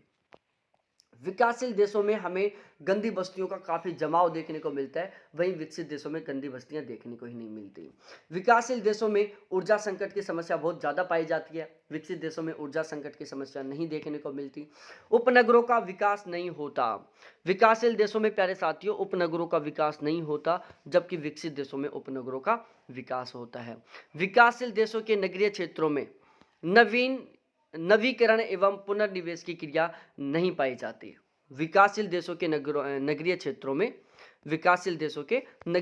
में नवीकरण एवं पुनर्निवेश की क्रिया नहीं पाई जाती, विकसित देशों के नगरीय क्षेत्रों में नवीकरण एवं पुनर्निवेश की क्रिया पाई जाती है। विकासशील देशों के नगर विकसित होते हुए एक दूसरे से मिलकर महानगरों का रूप नहीं लेते। ध्यान रखना प्यारे साथियों, विकासशील देशों के नगर विकसित होते हुए एक दूसरे से मिलकर महानगरों का रूप नहीं लेते। विकसित देशों के नगर विकसित होते हुए एक दूसरे से मिलकर महानगरों का रूप ले लेते हैं। भाई विकसित देशों में जो दो नगर हैं वो आपस में मिलकर एक महानगर बन जाते हैं, जबकि विकासशील देशों में ऐसा नहीं होता कि दो विकसित होते हुए नगर एक दूसरे से मिलकर एक महानगर का रूप ले लें। बुनियादी सुविधाओं का अभाव होता है विकासशील देशों में। विकसित देशों में बुनियादी सुविधाएं बिल्कुल पर्याप्त मात्रा में मिल जाती हैं। कार्यों के आधार पर नगरों का वर्गीकरण प्यारे साथियों बहुत ज्यादा महत्वपूर्ण है और यहां से क्वेश्चन बनता है। कंफ्यूजन की वजह से हम क्वेश्चन को गलत कर देते हैं। ठीक है, यहां से दो टाइप का क्वेश्चन बनेगा। एक साइड नगरों के प्रकार लिख देगा, जैसे प्रशासनिक नगर लिख दिया, औद्योगिक नगर लिख दिया, इस तरीके से। दूसरा उनका एग्जाम्पल लिख देगा कि ये कौन कौन से नगर है, या इनकी विशेषता लिख देगा और आपस में क्रॉस मैच करवाएगा। तो यहाँ पर हमें हर एक चीज को याद करना है। सबसे ज्यादा डिफिकल्ट टॉपिक है क्योंकि यहाँ पर याद करने का, रटने का बहुत सारा है। प्रशासनिक नगर किसी देश में केंद्र स्तर पर राजधानियों अथवा राज्य स्तर पर प्रशासनिक कार्य करने वाले नगरों को हम प्रशासनिक नगर कहते हैं। प्यारे साथियों, प्रशासनिक नगर हम उस नगर को कहेंगे जहां पर प्रशासनिक कार्य हो रहे हैं। सामान्यतः प्रशासनिक कार्य कहां पर होते हैं? देश की राजधानी में होते हैं, या फिर राज्य स्तर पर बात की जाए तो राज्य की राजधानी में होते हैं। तो प्रशासनिक कार्य कहां कहां पर होते हैं? या तो देश की राजधानी में या फिर राज्य की राजधानी में। तो यदि प्रशासनिक नगर का एग्जाम्पल पूछे, क्वेश्चन में आ जाए कि निम्नलिखित में से कौन कौन से प्रशासनिक नगर है या कौन से प्रशासनिक नगर नहीं है। तो प्यारे साथियों, इसको याद करने का एक ही तरीका है। किसी भी देश की जो राजधानी है वो वहां का प्रशासनिक नगर है। किसी भी राज्य की जो राजधानी है वो वहां का प्रशासनिक नगर है। तो राजधानी चाहे वो देश की हो और चाहे वो राज्य की हो, वो क्या होगी प्यारे साथियों? प्रशासनिक नगर होगा। जैसे हम बात की जाए दिल्ली की, दिल्ली क्या है प्यारे साथियों? एक प्रशासनिक नगर, क्योंकि भारत की राजधानी है। जयपुर की बात की जाए तो जयपुर भी क्या है? एक प्रशासनिक नगर है, क्योंकि ये राजस्थान की राजधानी है। तो इस तरीके से जो भी राजधानी शहर है ना, वो चाहे किसी देश की राजधानी हो या किसी राज्य की राजधानी हो, वो प्रशासनिक नगर ही होगा। नई Delhi, Canberra, Beijing, Addis अबाबा, Washington DC, London, Victoria, Chennai, ये सारे क्या है? प्रशासनिक नगर हैं। एक दो वैसे हैं, जैसे चेन्नई है। ठीक है, तो राज्य की राजधानी और देश की राजधानी प्यारे साथियों क्या है? प्रशासनिक नगर है। उसके बाद बात की जाए व्यापारिक या व्यवसायिक नगर। व्यापारिक या व्यवसायिक नगर हम उन नगरों को कहेंगे जहां पर व्यापारिक और व्यावसायिक गतिविधियां बहुत ज्यादा होती हैं। जिन नगरों में व्यापारिक और व्यावसायिक गतिविधियां ज्यादा होती हैं उन्हें हम व्यावसायिक या व्यापारिक नगर कहेंगे। जैसे विनिपेग एवं कंसास को हम कृषि उत्पाद आधारित नगर कहेंगे। विनिपेग और कंसास को हम क्या कहेंगे प्यारे साथियों? कृषि उत्पाद आधारित नगर कहेंगे। फ्रैंकफर्ट और एम्स्टर्डम को हम बैंकिंग एवं वित्तीय कार्य करने वाले नगर कहेंगे। मैनचेस्टर और सेंट लुइस को हम अंतर्देशीय केंद्र के रूप में प्रसिद्ध नगर कहेंगे। बगदाद, आगरा, लाहौर, इनको हम व्यापारिक केंद्र कहेंगे। तो बगदाद है, आगरा है, लाहौर है, ये व्यापारिक केंद्र है। तो बस आपको जहां तक पता हो, ऐसे नगर जो व्यावसायिक दृष्टि से बहुत ही ज्यादा विकसित है, जो व्यापारिक दृष्टि से बहुत ज्यादा विकसित है, उनको हम व्यापारिक व्यावसायिक नगर कहेंगे। ठीक है, आपको कुछ कुछ नगरों के बारे में पता हो, जैसे बगदाद है, आगरा है, लाहौर है, ये व्यवसाय व्यापारिक केंद्र है। इसी तरीके से और भी नगरों के बारे में पता हो तो वो वैसे कर देना, बाकी आपको रटना ही पड़ेगा। यहाँ पर सांस्कृतिक नगर और धार्मिक नगर। सांस्कृतिक नगर प्यारे साथियों वे नगर जो धार्मिक दृष्टिकोण से महत्वपूर्ण है, जहां पर कुछ ना कुछ धार्मिक दृष्टिकोण देखने को मिलता है। ठीक है, तो आपको केवल उन नगरों के बारे में याद करना है जो धर्म की दृष्टि से फेमस है, जो धर्म की वजह से प्रसिद्ध है, जो किसी मंदिर को लेकर प्रसिद्ध है। वो नगर जो किसी धर्म या मंदिर को लेकर प्रसिद्ध है, उन्हें हम सांस्कृतिक नगरों में या धार्मिक नगरों में शामिल करेंगे। जैसे मक्का मदीना है, बहुत ज़्यादा फेमस है धर्म के मामले में। जगन्नाथपुरी है, बहुत ज़्यादा फेमस है धर्म के मामले में। जेरूसलम है, बहुत ज़्यादा प्रसिद्ध है धर्म के मामले में। बनारस है, बहुत ज़्यादा प्रसिद्ध है धर्म के मामले में।